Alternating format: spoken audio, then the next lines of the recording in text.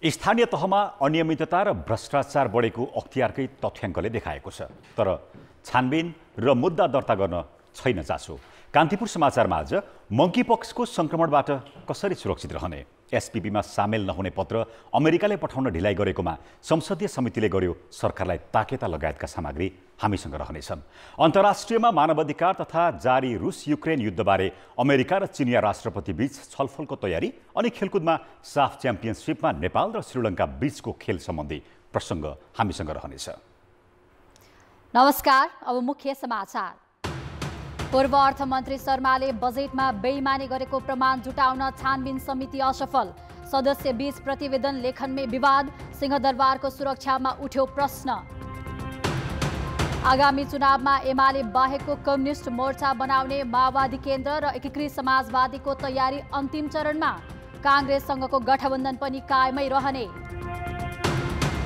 SEE नतिजाको गुणस्तर खस्कियो। उच्च grade ल्याउने विद्यार्थी 10,000 भन्दा कम। 35% अङ्क नल्याउनेलाई पास नगर्ने निर्णयबाट पछि हट्यो परीक्षा बोर्ड। विश्वको अर्थतन्त्र थप सङ्कटोन्मुख। आर्थिक वृद्धि दर झन्डै 50%ले घट्ने आंकलन। अमेरिका र बेलायतमा मूल्य वृद्धि 40 वर्ष यताकै उच्च। र घरेलु मैदानमा हुने महिला साफ च्याम्पियनशिपको तयारी फितलो। 1.5 महिना मात्रै बाँकी हुँदा एन्फाले बल्ल थाल्यो खेलाडी छनौटको प्रक्रिया।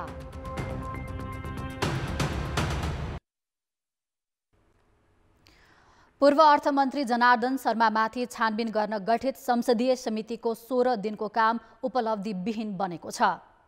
समितिलाई दिएको 10 दिनको समय सीमाभित्र काम नसकिएपछि 7 दिनको समय थपिएको थियो।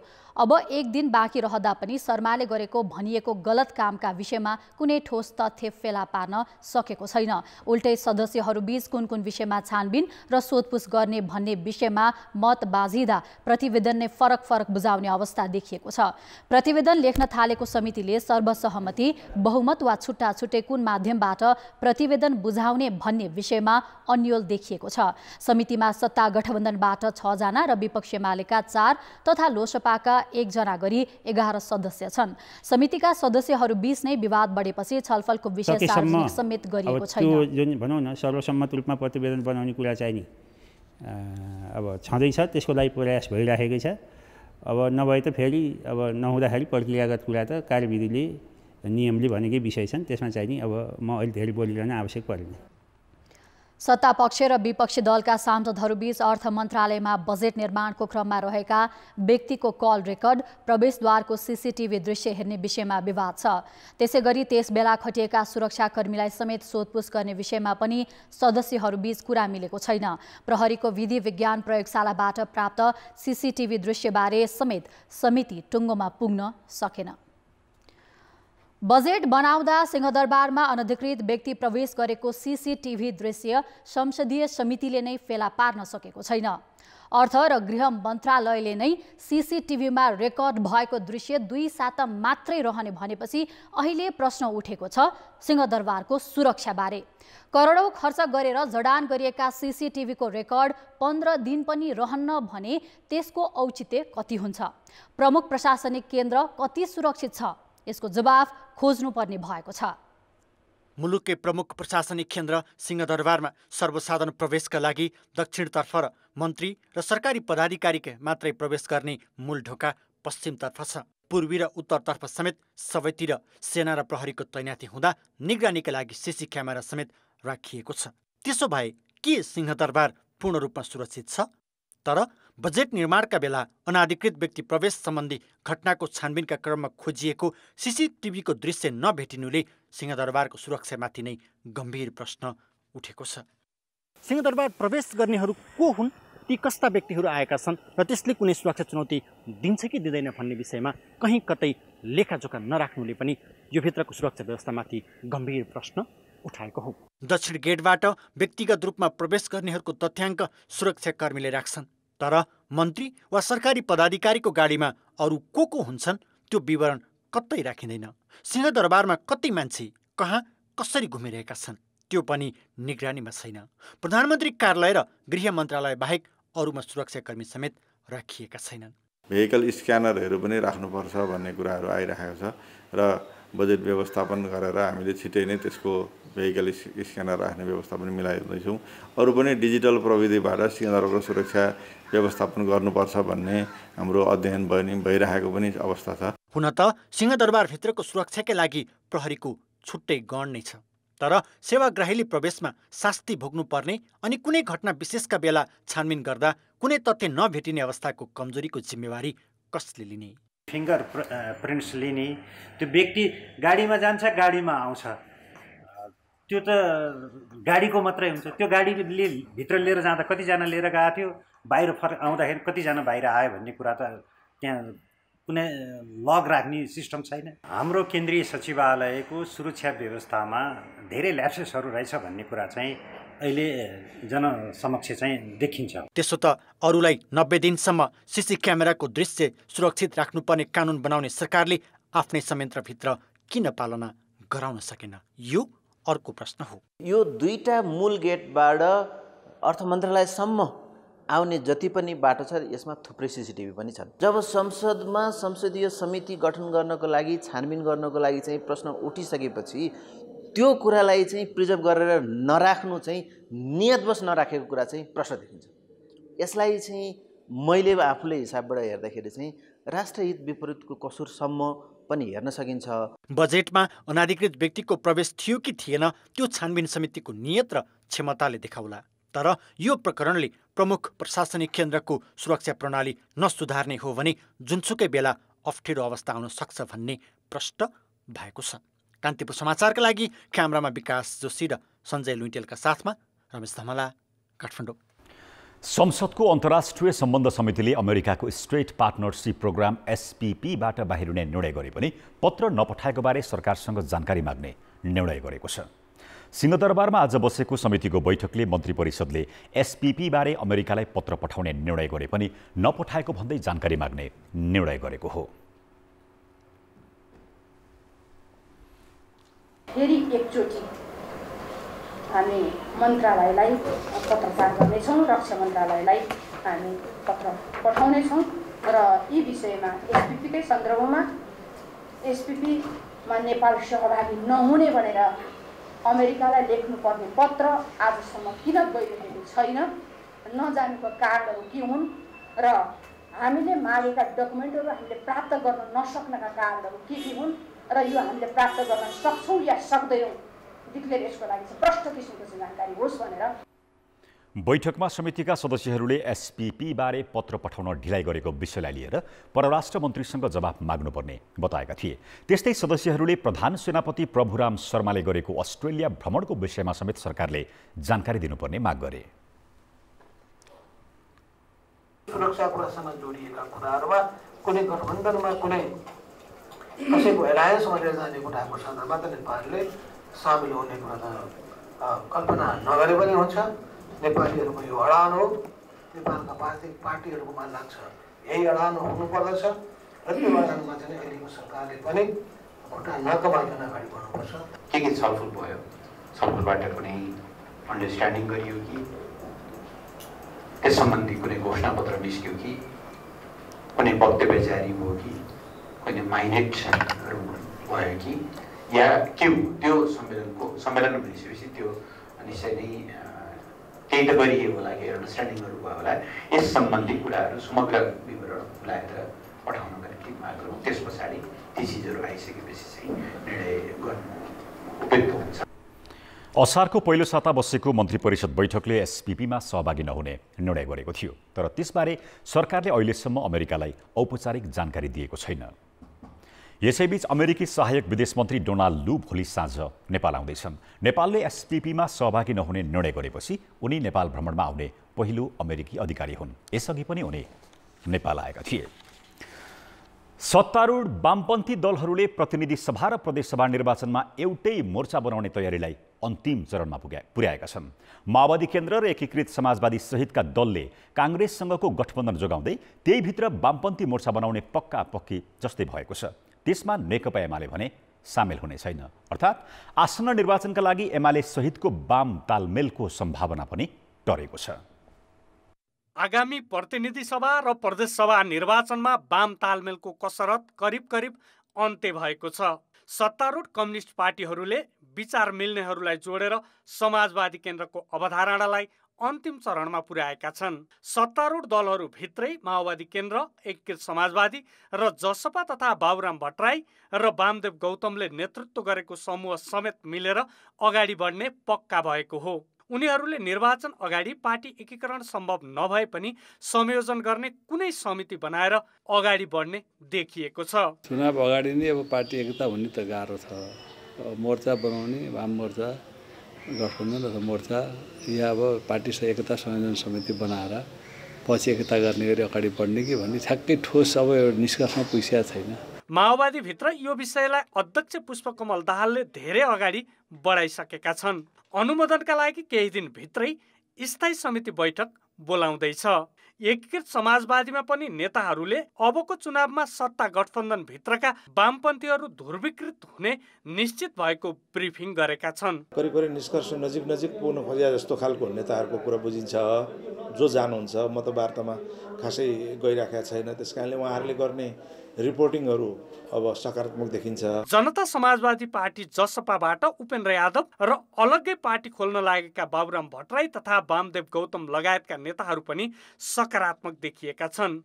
समाजवादी केन्द्रको अवधारणा धेरै अघि पुगेपछि वाम गठबन्धनको प्रयत्न थालेका एमाले नेताहरू अब अध्याय समाप्त भएको बुझाइमा पुगेका छन्। अब एउटा ध्रुवको नेतृत्व काङ्ग्रेसले र अर्कोको आफूले गर्ने भन्दै उनीहरूले गठबन्धन अनावश्यक भन्न थालेका छन्। एउटा ध्रुवको नेतृत्व, वाम ध्रुवको नेतृत्व एमाले गरिरहेछ, जसको पपुलर भोट 34% हाराहारीमा छ। अर्को चाहिँ ध्रुव भनेको दक्षिणपन्थी ध्रुव हो, त्यो चाहिँ नेपाली कङ्ग्रेसले नेतृत्व गरिरहेछ। त्यसको चाहिँ पपुलर भोट बेस भनेको 33% हाराहारीमा हो। तपाईँले अझ सजिलोको लागि दुईवटा हाराहारीको चाहिँ जनाधार भएको पार्टीहरू दुईवटा ध्रुवको नेतृत्व गरिरहेछन् भनेर चाहिँ बुझ्न सक्नुहुन्छ। र चुनाव हुने भनेको मुलुकमा यही दुईवटा ध्रुवको बिचमा, दुईवटा विचारको बिचमा चुनाव हुनुपर्ने हो। अहिलेको सत्ता गठबन्धन कायमै राखेर कम्युनिस्ट शक्तिले अलग्गै मोर्चा बनाउनु भनेको काङ्ग्रेससँग सिट बाँडफाँडमा बढी मोलतोल गर्नु हो। तर यो समीकरणले एमालेलाई भने थप एक्लाउन सक्छ। कान्तिपुर समाचारका लागि क्यामेरामा सुरज खड्काका साथ दशरथ राई र दीपक आचार्य, काठमाडौँ। सत्ताको नेतृत्वकर्ता नेपाली कङ्ग्रेसले सत्ता साझेदार कम्युनिस्ट पार्टीबीच भइरहेको चुनावी मोर्चाबन्दीको प्रयासलाई सकारात्मक रूपमा लिएको छ। सत्ता गठबन्धनभित्रकै नेकपा माओवादी केन्द्र र नेकपा एकीकृत समाजवादीले गरेको छुट्टै चुनावी मोर्चा गठनको तयारीलाई काङ्ग्रेसले सकारात्मक भनेको हो।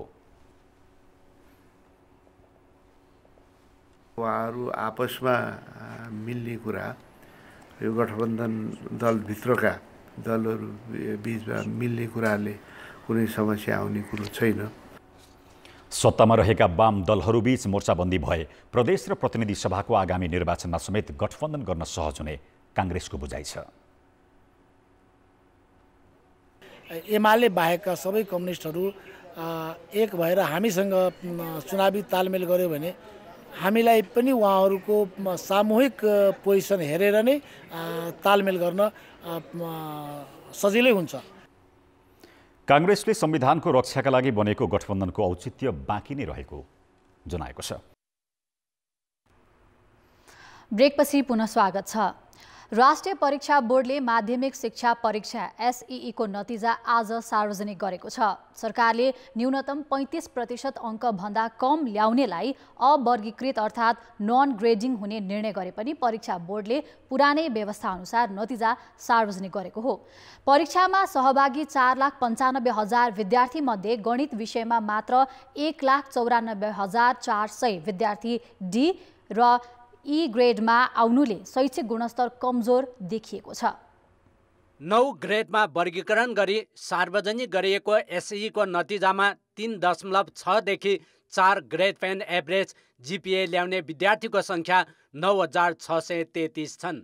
त्यस्तै 41,627 ले 3.2 देखि 3.6 जीपीए ल्याएका छन् भने 2.8 देखि 3.2 जीपीए ल्याउनेको संख्या 69,900 छ।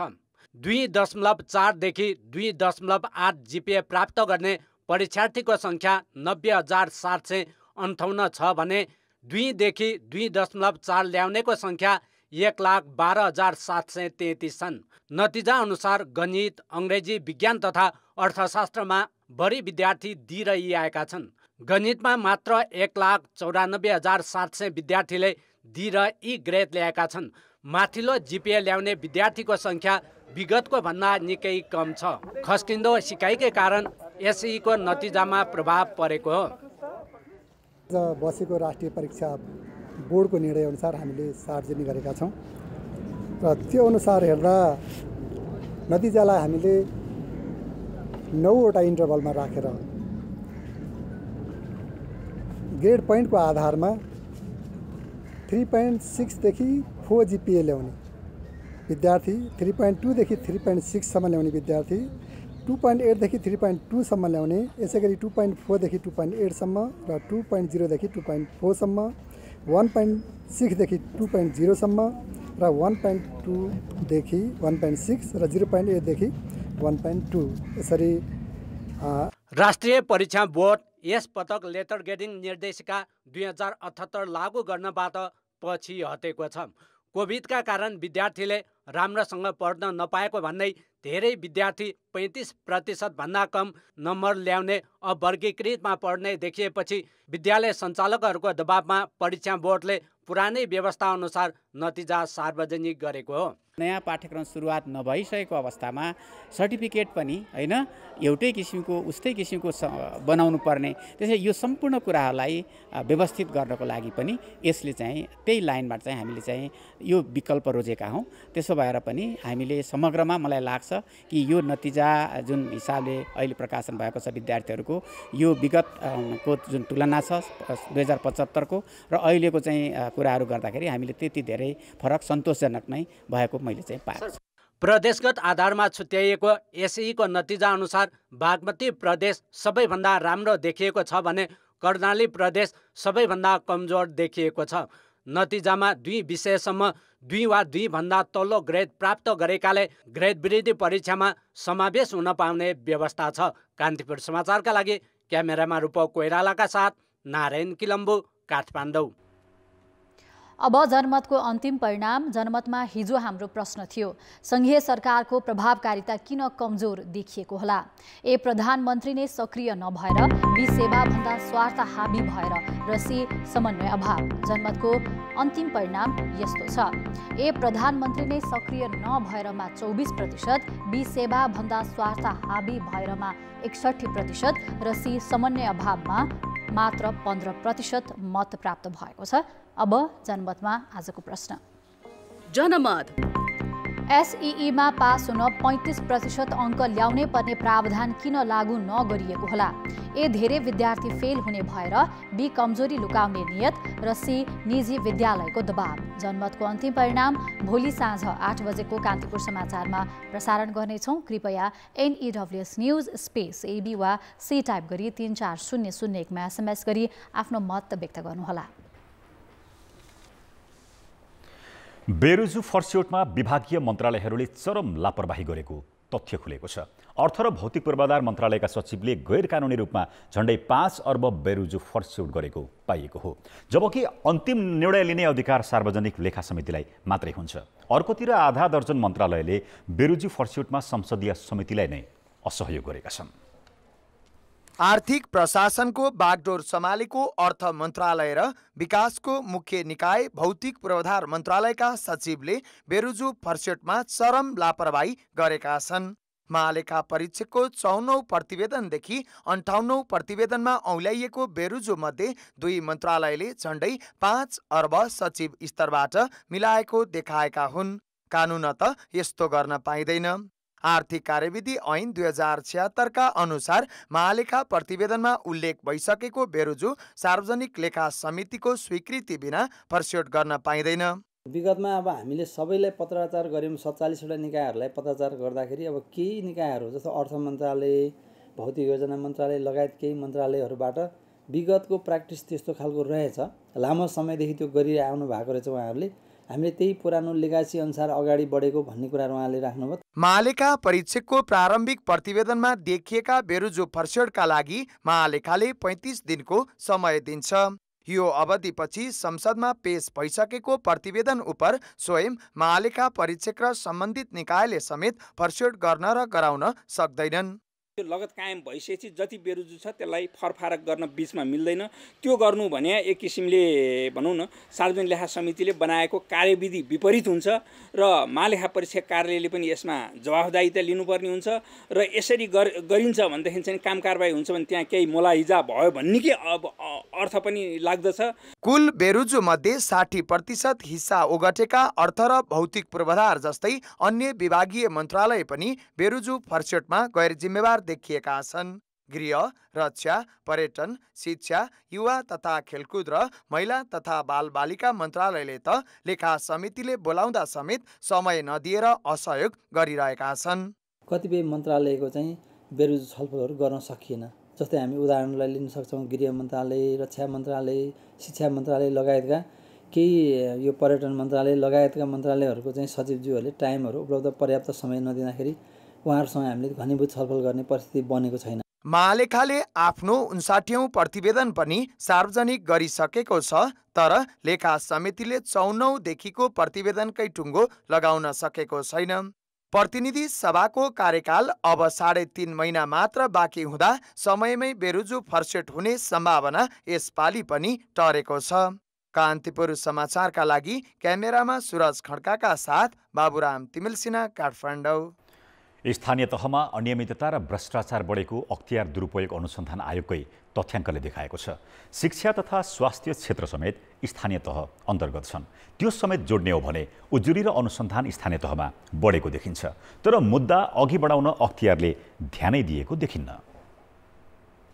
अख्तियारले बुधबार मुगु जिल्लाको छायानाथ रारा नगरपालिका वडा नम्बर 10 का तत्कालीन वडाध्यक्ष विरुद्ध विशेष अदालतमा मुद्दा दायर गर्यो। उपभोक्ता समिति मार्फत विकास निर्माण गर्दा गैरकानुनी काम गरेको आरोपमा कर्मचारी तथा जनप्रतिनिधि तानिएका हुन्। अख्तियारकै तथ्याङ्कले स्थानीय तहमा अनियमितता बढेको देखाएको छ। गत आर्थिक वर्षमा स्थानीय सरकार विरुद्ध 34% भ्रष्टाचारका उजुरी परेको छ। हामीले ठेकेदारसँग मिलवत गर्ने, अरू जिन्सी सामान खरिद मिलवत गर्ने, आर्थिक पारदर्शिता नपाउने, जनतालाई सूचित नगर्ने, हामीले गरेका कार्यक्रमको जानकारी नदिने, त्यस्तो गर्न थाल्यो भने त्यो वास्तवमा के हुन्छ भने स्थानीय पालिकामा मुद्दाहरू पर्छन्। यो भ्रष्टाचार अब कसरी भएको हो, किन भएको हो, भएको छ कि छैन, यो अब त्यहाँको जुन पालिका छ, स्थानीय तह छ, त्यसले बुझ्नुपर्ने हो। अझ शिक्षा तथा स्वास्थ्य क्षेत्र समेत जोड्ने हो भने भ्रष्टाचारका उजुरीको आँकडा धेरै माथि पुग्छ। धेरैजसो भ्रष्टाचार सार्वजनिक खरिद र निर्माणमा हुने गरेको देखिन्छ, तर छानबिन र मुद्दा अघि बढाउन अख्तियारले ध्यान नै पुर्याएको छैन। स्थानीय तहसँग सम्बन्धित उजुरी अझ शिक्षा जोड्यो भने त अझ बढी पनि हुँदैन अहिले, किनभने विद्यालय तहसँगको अधिकार अहिले स्थानीय तहमा गइसकेको अवस्था छ होइन। विद्यालय व्यवस्थापनको कुराहरू, अब यो खाजाका कुराहरू होइन, विद्यार्थीहरूलाई दिएन, यो गरेन, लगायतका निर्माणका कामहरूमा पनि यस्तो हो भन्ने खालका उजुरीहरू पर्ने हिसाबमा चाहिँ तपाईँको स्थानीय तहको धेरै छ। स्थानीय तहका जनप्रतिनिधिमा नियत बस्ने आर्थिक हिनामिना गर्ने प्रवृत्तिले पनि कर्मचारीको मनोबल बढेर वित्तीय अनुशासन पालना नभएको कतिपयको बुझाइ छ। तर बढ्दो भ्रष्टाचार रोक्न र दोषीलाई कारबाहीको दायरामा ल्याउन अख्तियारले चासो नदिँदा गाउँ तहसम्मै सुशासन कमजोर बन्दै गएको छ। राज्यका निकायहरू चाहिँ प्रभावकारी हुनु पर्यो। आज अख्तियारमा उजुरी छ त यत्रो धेरै परेको छ भन्छौँ, खोइ त उजुरी भएर कारबाही गरेको खोइ त अख्तियारले, हामी त्यो पनि त सुनिरहेका छैनौँ धेरै होइन। त्यो क्षेत्र पनि त ज्यादा चाहिँ प्रभावकारी हुनुपर्ने हो नि, त्यो क्षेत्र पनि त्यति प्रभावकारी भएको चाहिँ हामी चाहिँ देख्दैनौँ। स्थानीय तहलाई जवाफदेही बनाउन नसक्दा अनियमितता र भ्रष्टाचार तल्ला तहसम्मै मौलाएको हो, तर अख्तियारले नदेखे झैँ गरिरहेको छ। कान्तिपुर समाचारका लागि जिल्ला सहकर्मी राजेश्वर पाण्डे र रुद्रमणि भुषालको सहयोगमा क्यामेरामा रूपक कोइरालाका साथ सुबिन्द्र श्रेष्ठ, काठमाडौँ। भारतसहित विश्वका 75 भन्दा बढी देशमा मंकी पक्सको संक्रमण देखिएपछि सरकारले सतर्कतासँगै तयारीलाई तीव्र पारेको छ। छिमेकी मुलुक भारतमा 4 जनामा मंकी पक्सको संक्रमण पुष्टि भइसकेको छ। यही कारण सरकारले अहिले भारतसँग सीमा जोडिएका 14 वटा नाका हुँदै नेपाल प्रवेश गर्नेहरूमा संक्रमण भए नभएको पहिचान गर्न स्वास्थ्य कर्मीहरूलाई तालिम दिइसकेको छ। 2 वटा अन्तर्राष्ट्रिय विमानस्थलमा समेत निगरानी बढाइएको छ।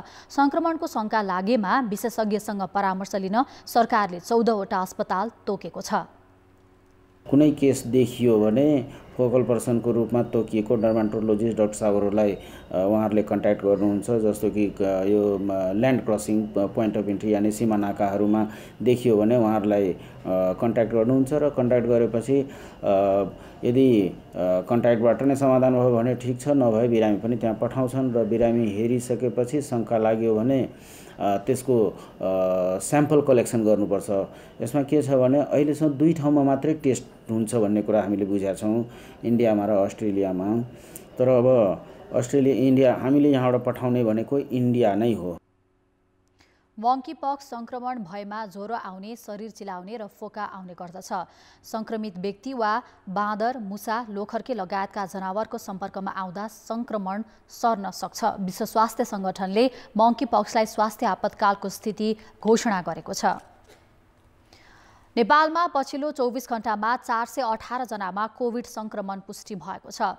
2778 जनाको पीसीआर परीक्षण गर्दा 418 जनामा अर्थात् 15.04% संक्रमण पुष्टि भएको हो। 1676 जनाको एन्टिजेन परीक्षण गर्दा भने 146 जनामा संक्रमण देखिएको छ। संक्रमणकै कारण आज 1 जनाको मृत्यु भएको छ।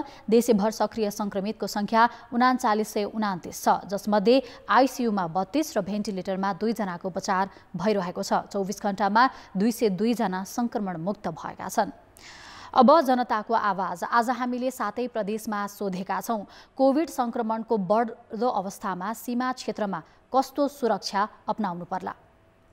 जनताको आवाज। बाहिरबाट आएका मान्छेलाई चेक जाँच गरी क्वारेन्टाइनमा राखी छोड्नुपर्छ। सीमामा चाहिँ यो चेक जाँचको लागि अलिकति कडाको साथ बढाइदिनु पर्यो। सबै बर्डर एरियामा स्वास्थ्य कर्मीहरू बसालेर आवत जावतमा चेक जाँच, स्वास्थ्य कर्मीहरू राखेर भारतबाट आउने मानिसहरूको र नेपालबाट भारतमा जाने मानिसहरूको स्वास्थ्य जाँच गरेर मास्कको प्रयोग, सेनिटाइजरको त्यहाँ व्यवस्था र दूरी कायम गरी सतर्कता अपनाउनु पर्छ। हेल्प डेस्कको व्यवस्था गर्नु पर्यो। नेपालभित्र प्रत्येक नागरिकहरूलाई कडाइको साथ स्वास्थ्य परीक्षण गराउनुपर्छ। कडाइका साथ चेक जाँच गर्नु पर्यो र त्यस्तो देखिने मान्छेहरूलाई चाहिँ त्यतै व्यवस्थापन गर्नु पर्यो, यता आउनु दिनु भएन। बोर्डरबाट भित्र प्रवेश गर्दै गरेका नागरिकहरूलाई त्यहीँ नै क्वारेन्टाइनमा राखेर अथवा त्यहीँ नै राखेर फेरि उहाँहरूलाई चाहिँ नेगेटिभ रिपोर्ट आइसकेपछि नेपालभित्र प्रवेश गराउन सक्यो भने आउने व्यक्तिहरूलाई चेक जाँच गराएर मात्र प्रवेश गर्नुपर्छ। चेक जाँचमा तीव्रता बढाउनु पर्यो। सीमामा स्वास्थ्य कर्मीहरू धेरै मात्रामा राख्दाखेरि सहज हुन्छ। आइसोलेसनको व्यवस्था गर्ने, भ्याक्सिनदेखि लिएर खाने दबाईदेखि लिएर त्यसको राष्ट्रले अहिलेको सरकारले त्यो काम गरिदिएमा चाहिँ नागरिक पनि आफै पनि एउटा चाहिँ संवेदनशील र एउटा चाहिँ आफ्नो सुरक्षा आफै गर्नुपर्ने चाहिँ त्यो आवश्यकता छ।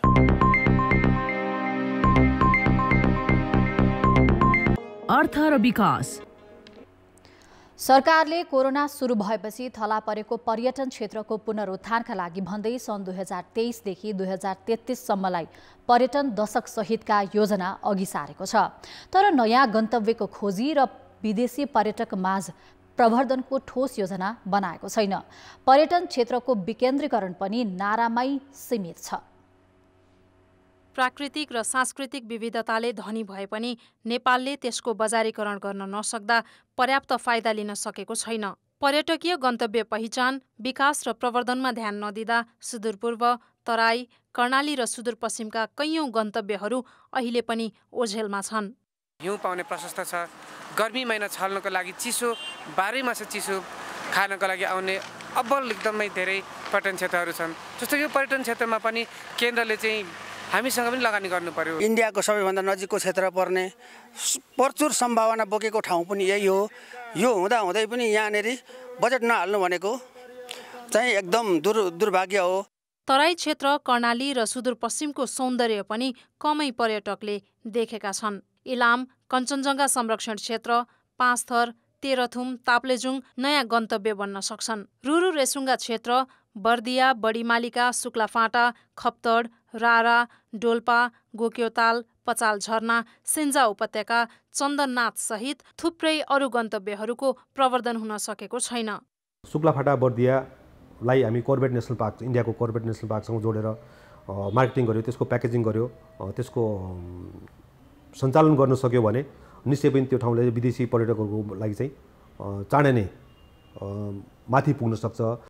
नेपाली पर्यटनमा सरकारी सक्रियता भन्दा स्थानीय र निजी स्तरको प्राथमिकता बढी छ। सरकार अझै पनि काठमाडौँ, पोखरा, चितवन, लुम्बिनी, हिमाल आरोहण र ट्रेकिङमै सीमित भएर पर्यटक बोलाइरहेको छ। त्यसो त पर्यटकीय क्षेत्र र गतिविधिहरूलाई विकेन्द्रीकरण गर्न नसकेको आरोप पनि सरकारमाथि छ। प्रदेशले पनि यसलाई चाहिँ नि आफ्नो योजनाभित्र राखेर अगाडि बढाउने कुराहरू आवश्यकता चाहिँ नि हुन्छ। त्यसो भएन यसको विषयमा हामी चाहिँ नि अब यो अन्तर्प्रदेशको बैठक गरेर तत्कालै यी विषयमा हामी छलफलहरू अगाडि बढाउँछौँ। कोरोनाका कारण विदेशी पर्यटक नआउँदा समग्र पर्यटन क्षेत्रले नोक्सानी बेहोर्नु पर्यो। पर्यटन अन्तर्गत होटल क्षेत्रमा मात्रै ब्याङ्कको लगानी 1,58 अर्ब रुपैयाँ र ट्रेकिङ तथा माउन्टेनियरिङ क्षेत्रमा 24 अर्ब रुपैयाँ छ। पर्यटन क्षेत्रमा 1.5 लाखभन्दा बढीले रोजगारी पाएका छन्। तर अहिले पनि पर्यटन क्षेत्रको विकासका लागि तीनै तहबीच समन्वय देखिन्न। संघीय सरकारले सघाउने हो भने स्थानीय तह र प्रदेश मार्फत नयाँ गन्तव्य पहिचान र पर्यटन विकासमा थप टेवा पुग्न सक्छ। कान्तिपुर समाचारका लागि तेह्रथुम सहकर्मी चन्द्र कार्कीका साथमा शर्मिला खनाल, काठमाडौँ। ब्रेकपछि पुनः स्वागत छ। एक सातादेखि रोकिएको काठमाडौँ उपत्यकाको फोहोर सङ्कलन तथा विसर्जन भोलिदेखि सुचारू हुने भएको छ। शहरी विकास मन्त्रालयले आज पत्रकार सम्मेलन गरेर भोलिदेखि फोहोर उठाउन सुरु गरिने जानकारी दिएको हो। मन्त्रालयले ल्यान्डफिल साइट पुग्ने सडक निर्माण सम्पन्न नभए पनि एकतर्फी रूपमा फोहोर ढुवानी हुने जनाएको छ। शहरी विकास तथा भवन निर्माण विभागले फोहोर ढुवानी गर्ने सडक खण्ड निर्माणमा सवारी आवत जावतले कठिनाई भएको भन्दै काठमाडौँ महानगरपालिकासँग गुनासो गरेपछि फोहोर सङ्कलन तथा ढुवानी रोकिएको थियो। पत्रकार सम्मेलनमा शहरी विकास मन्त्री मेटमणि चौधरीले आफ्नो 1 महिने कार्यकालको समीक्षा प्रस्तुत गर्नुका साथै शहरी विकासको क्षेत्रमा 100 दिने कार्ययोजना निर्माण गरी कार्य सम्पादन गर्ने बताए। खेलकुद समाचार। कान्तिपुर खेलकुद समाचारमा स्वागत छ। साफ च्याम्पियनसिप फुटबलमा अहिले नेपाल र श्रीलङ्का बीचको खेल जारी छ। नेपालले दोस्रो हाफमा 2-0 को अग्रता बनाएको छ। जारी खेलमा सशक्त खेल प्रदर्शन गर्दै नेपालले अग्रता बनाएको हो। नेपालका लागि 58 मिनेटमा कप्तान आयुष घलानले गोल गरे। कर्नरबाट प्राप्त बल रिबाउन्डमा गोलरक्षकले क्लियर गर्न नसकेपछि आयुषले गोल गरेका थिए। यसैगरी 65औं मिनेटमा नेपालका लागि कृतिश रत्न छोजुले दोस्रो गोल गरे। कृतिशले डिबक्स बाहिरबाट गरेको सशक्त प्रहार गोलमा परिणत भएको थियो। यसअघि पहिलो हाफ बराबरीमा सकिएको थियो। आक्रामक खेल प्रदर्शन गरे पनि नेपालले पहिलो हाफमा गोल भने गर्न सकेको थिएन। 29औं मिनेटमा नेपालले गरेको गोलले मान्यता पाएको थिएन। अजय चौधरीको प्रहार श्रीलङ्काली डिफेन्डरलाई लाग्दै गोल भए पनि त्यसअघि नै फाउल भएको सङ्केत रेफ्रीले गरेपछि नेपालले गरेको गोलले मान्यता नपाएको हो। साफ च्याम्पियनसिपमा 5 टोली सहभागी छन्। नेपालले यसअघिको खेलमा जित हात पार्दै 3 अङ्क जोडेको छ। यसैगरी आजै भएको दोस्रो खेलमा बङ्गलादेशले भारतलाई 2-1 ले पराजित गरेको छ। नेपालले आगामी भदौ अन्तिम साता महिला साफ च्याम्पियनसिप खेल्दैछ। अहिलेसम्म उपविजेतामा मात्रै सीमित नेपालका लागि उपाधि खडेरी तोड्न आगामी साफ सुनौलो अवसर हो। तर आयोजक समेत रहेको नेपालको तयारी भने घरेलु प्रतियोगिताको जति पनि छैन। साफ सुरु हुन 1.5 महिना बाँकी हुँदा नेपाल तयारीको प्रारम्भिक चरणमै अल्झेको छ। ललितपुरको साधुबाटो स्थित इन्फा कम्प्लेक्समा अहिले दैनिक बिहान 7 बजेदेखि 2 घण्टा महिला फुटबलको बन्द प्रशिक्षण हुन्छ। अभ्यासमा एसियाडको तयारीमा रहेका 40 र थप 18 गरी 58 जना खेलाडी सहभागी छन्। बालगोपाल महर्जनले प्रशिक्षण दिइरहेकोमा गत आइतबारबाट कुमार थापाले प्रशिक्षण दिन थालेका हुन्। साफ सुरु हुन 42 दिन बाँकी हुँदासम्म पनि प्रारम्भिक चरणको छनौट समेत हुन सकेको छैन। फाइनल स्क्वाड तयार पार्न एक सातामा 10 खेलाडी बाहिरिनुपर्छ। यसले साफको तयारी त कमजोर बनेको छ नै, राष्ट्रिय टिमको बन्द प्रशिक्षणमा पहिलो पटक सहभागी युवा खेलाडीका लागि पनि उपलब्धिमूलक हुन सकेको छैन। अब बालगोपालजी लगायतको अरू प्रशिक्षकमा गरिरहनु भएको थियो, अहिले कुमारजीकोमा हुनुहुन्छ। अब यो खेलिसकेपछि भए अर्को प्रशिक्षक होला। त्यसकारण प्रशिक्षक को हो भन्ने कुरासँग खेलाडीको खासै चाहिँ त्यति धेरै त्यस कुराको मिनिङ हुन्छ जस्तो लाग्दैन। त्यसकारणले गर्दा प्रशिक्षण राम्रो भइरहेको छ, त्यो ठुलो कुरा हो। दक्षिण एसियाली फुटबलको सबैभन्दा ठूलो प्रतियोगिता साफको 6औं संस्करणसम्म आइपुग्दा नेपाल 4 पटक फाइनल पुगेको छ र हरेक पटक भारतसँग पराजित हुँदै आएको छ। नेपालमै भएको अघिल्लो संस्करणमा पनि घरेलु टोलीलाई हराउँदै भारत कीर्तिमानी 5औं पटक च्याम्पियन बनेको थियो। नेपालको लिगको टुङ्गो नहुँदा भारतले व्यावसायिक मात्र बनाएको छैन, उसका खेलाडी युरोपेली क्लबमा ट्रायल दिन गइरहेका छन्। भारतले मात्र होइन, बङ्गलादेशले पनि ग्रासरुटमा ठूलो लगानी गरेको छ। यस्तो अवस्थामा नेपालको तयारी उपाधि जितका लागि पर्याप्त होला? 58 जनामा 7 विक चाहिँ अलिकति गाह्रै हुन्छ, तर अब हामीले यो हप्ता रिड्युस गरेपछि हामीसँग 5 हप्ता हुन्छ। 5 हप्ता भनेको मलाई लाग्छ मेरो लागि चाहिँ पुग्छ जस्तो लाग्छ। अब मैले प्लान गरे अनुसार चाहिँ 6 हप्ता भनेको ठ्याक्कै पर्फेक्ट टाइम हो, किनभने अब लिग पनि खेलिरहेको थियो महिलाहरूले होइन, लिग नखेले अथवा ट्रेनिङ नगरेर आए चाहिँ गाह्रो हुन्थ्यो। अब 6 हप्ता प्लस एसियन गेमको ट्रेनिङले त मलाई त सजिलो भएको छ नि त, त्यही भएर मैले यसमा चाहिँ केही च्यालेन्ज जस्तो देखेको छैन मैले। आसन्न सापबाट महिला फुटबलकी उच्च गोलकर्ता सावित्रा भण्डारी चोटमुक्त हुँदै 3 वर्षपछि राष्ट्रिय टिममा पुनरागमन गर्दैछिन्।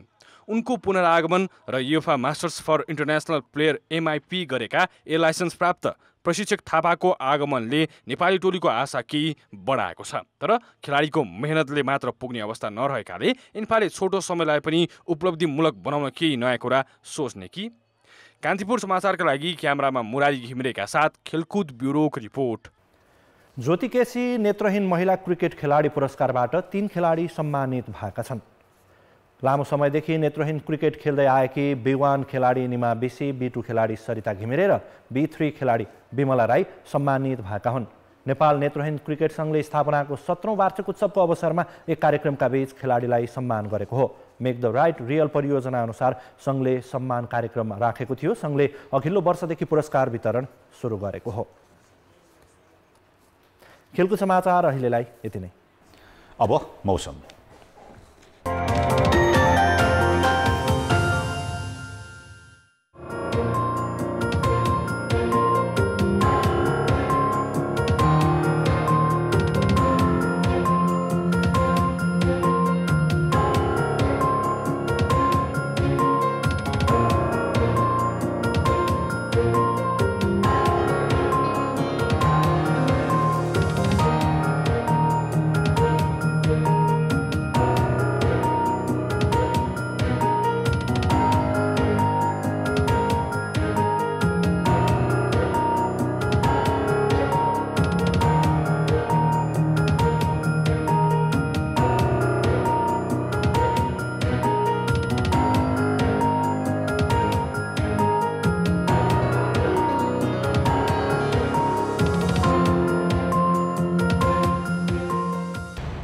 कान्तिपुर समाचार अहिलेलाई सकियो। कान्तिपुर टेलिभिजन हेर्दै गर्नुहोला।